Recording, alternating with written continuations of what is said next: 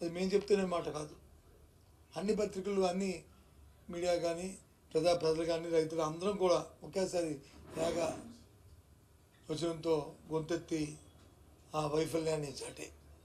దాని మీద ప్రభుత్వం నిర్దేశమైన విధానం తీసుకోవాలని, రంగు మార్పు ఏదైతే తెలిసిన ధాన్యాలు ఉన్నాయో ఆ తేమ మీద మరి ఒక విధానాన్ని తీసుకొని రైతాంగం ఇబ్బంది పడకుండా, మరి దళాలకి అవకాశం లేకుండా వెసులుబాటు చేయాలని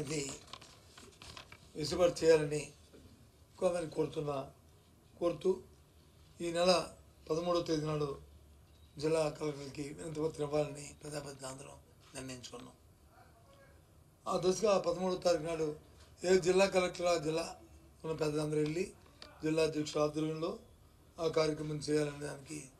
దీంతోపాటు ఏదైతే రైతుకి ఆసరాగా గత ప్రభుత్వం ఇచ్చిన 13,500 రూపాయలు కాకుండా 20,000 రూపాయలు ఇస్తామని మరి ప్రభుత్వం చెప్పిందో దాన్ని ఎంతవరకు దాన్ని ఆచరణలో తీసుకురావడం వల్ల మరి మొన్న జరిగిన పంటలు వేసుకున్న నేపథ్యంలో కానీ, లేదు కొత్త పంటలు వేసుకుంటున్న నేపథ్యంలో కానీ ప్రజలు ఇబ్బంది పడుతున్న పరిస్థితుల్లో ఓసారి దాని మీద ప్రభుత్వానికి మీద ఒత్తిడి తీసుకొచ్చి ఆ డబ్బులు మరి రిలీజ్ చేసి ప్రజలందరి ఏర్పాటుని రైతాంగానికి ఏర్పాటు చేయాలనేది మరి ఆలోచన.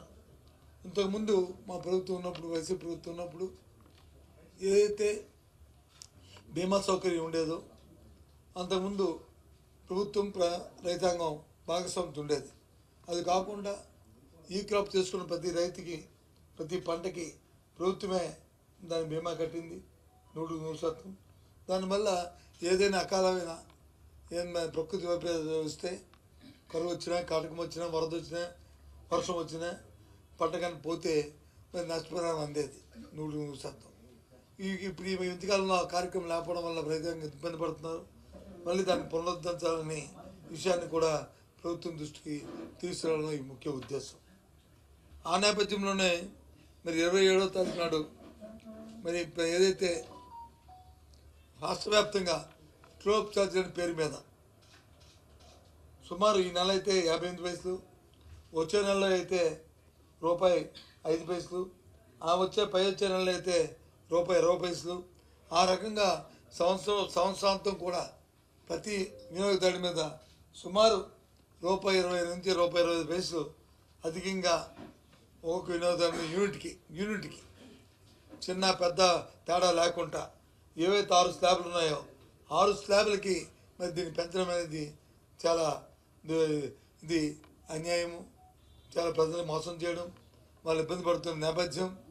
మరి ఎందుకంటే ఎన్నికల ముందు వచ్చి మాట ఇచ్చింది ప్రభుత్వం, 1 పైసా విద్యుత్ ఛార్జీ పెంచము, దాన్ని మేము ఇంకా ధాన్యమైన విద్యుత్ ఇస్తాము అని చెప్పిన నేపథ్యాన్ని చూసా. మరి ఒకసారి తెలియచెప్తూ ఏదైతే పెంచిన ఈ ట్రోప్ ఛార్జీలు 15,000 కోట్ల రూపాయలు ఉందో, 9,000 కోట్లు, 6,000 కోట్లు ఈఆర్సీ ఇచ్చిన ఏదో ఫైండింగ్స్ ఉన్నాయో అది ప్రభుత్వమే చెల్లించాలని, ప్రభుత్వమే దాన్ని సర్దుబాటు చేయాలని, ఇచ్చిన ఆర్డర్ని మరి రోల్ బ్యాక్ చేసుకోవాలని మరి డిమాండ్ చేస్తూ అన్ని జిల్లా ఎస్సీ ఆఫీసుల దగ్గరికి వెళ్ళి వాళ్ళకి వినతిపత్రం ఇవ్వాలని మరి నిర్ణయించాం. దాంతోపాటు ఎక్కడైతే డిస్కామ్స్ ఉంటాయో డిస్కామ్ల దగ్గర మాత్రం డిస్కామ్లో ఉన్న CMD దగ్గరికి ఇచ్చి వాటికి వచ్చి ఎస్సీలకి ఇవ్వాలనేది ఇచ్చాము ఈ కార్యక్రమాన్ని. అలాగే జనవరి 3వ తేదీ నాడు ఇప్పుడు వచ్చి ఫీజు రింబర్స్మెంట్ని మరి ప్రభుత్వం వచ్చి 7 నెలలైంది.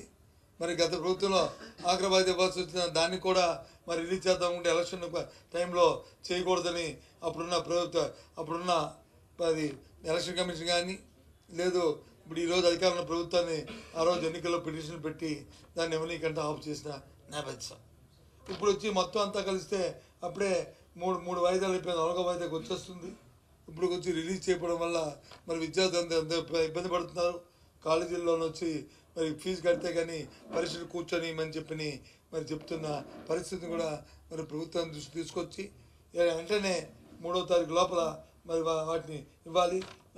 దాని మీద కూడా 3వ తారీఖు నాడు వారికి ఒక వినతిపత్రం కలెక్టర్ ఇవ్వాలని, ప్రభుత్వం ఒత్తిడి తీసుకురావాలని మరి ఈ కార్యక్రమాన్ని కూడా మనం ఉద్దేశించిన విషయాన్ని మరి దానికోసం జిల్లాలో ఉన్న అందరూ జిల్లా పార్టీ అధ్యక్షులు, గౌరవ శాసనసభ్యులు, అలాగే గౌరవ శాసనమండలి సభ్యులు, అలాగే గౌరవ పార్టీ ఇన్ఛార్జీలు, ఎంపీపీలు, జడ్పీటీసీలు, జడ్పీ చైర్మన్ గారు, అలాగే ఆయన నియోజకవర్గాల ఇన్ఛార్జీలు అందరం కలిసి కూర్చొని మరి ఇవాళ నిర్ణయం తీసుకొని దాన్ని కార్యక్రమాన్ని విజయవంతం చేయడానికి ఇవాళ సమావేశం పెట్టామన్న విషయాన్ని మరి మీ ద్వారా తెలియజేస్తున్నాము.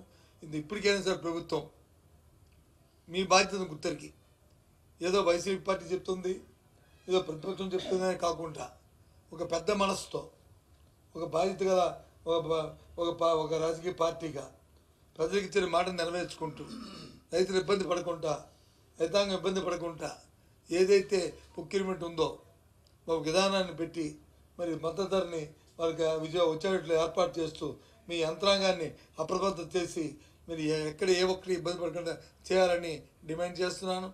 అదే నేపథ్యంలో ఇవాళ కరెంటు ఛార్జీలు కూడా రోల్ బ్యాక్ చేసి ప్రజలకి సౌలభ్యం కల్పించాలని చేస్తున్నాము. అదేవిధంగా ఫీజు రింబర్స్మెంట్ రిలీజ్ చేయాలని కూడా మరి డిమాండ్ చేస్తున్నాం.